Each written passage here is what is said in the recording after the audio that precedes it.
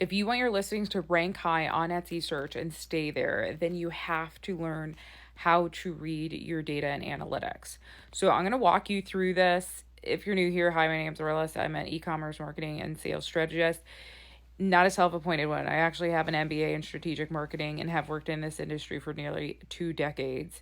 But I have helped thousands of Etsy sellers scale their shop from newbies starting at zero to multiple six, multiple seven-figure shops. And this is truly what gets you to the multiple six, multiple seven figures. So what you need to do is every 30 days at least, go into your shop manager, go down to stats, scroll down the page till you see listings. There's going to be a table of your items in your shop. There's also going to be columns. A lot of people don't realize this, but if you click on the columns, it'll sort the data. Typically, Etsy will default it to have your best-selling products, the ones that got the most orders in the last 30 days, towards the top.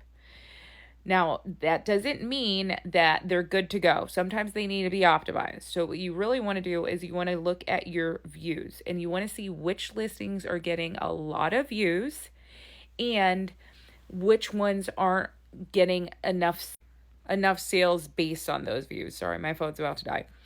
And you want to go look and see what is sabotaging the sales. And I'm telling you, it's most of the time your images. The images need to be presented almost like a strategic sales pitch. I always tell my clients, like, this is a sales pitch, like a PowerPoint, but in images.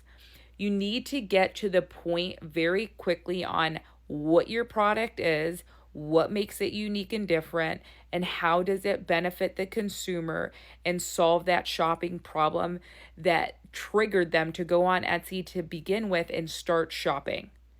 And then you need to make sure that you are getting them through a sales process like 8 seconds or less. It's truly all the time that you have. So many people will just cram pack their listing with so much stuff that tells me that they didn't do their customer research. So they're just guessing. It's like everything in the kitchen sink. We're going to put it in there. And if it has everything, people will buy because, I covered all the bases. That is incorrect. You don't have that much time. What ends up happening is you cause confusion and then people hop into another listing, or they open the listing and they're like, oh my God, I don't have time for this right now. They close down the browser or get off their phone, and guess what? They did not remember your shop name so that they can come back later and start shopping, okay, for the product. So you lost them. You blew the sale. So you have to understand how to optimize those images and get them through a sales process.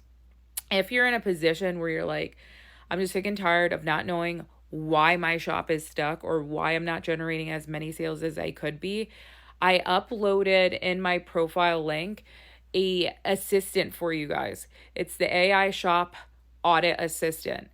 You have a short little video, you get some data from your shop, you drop it in, you give it 3 little stats right from your shop manager, and it generates a whole strategy for you. It's going to give you a diagnosis of what is currently wrong with your shop and what you need to fix first and prioritize.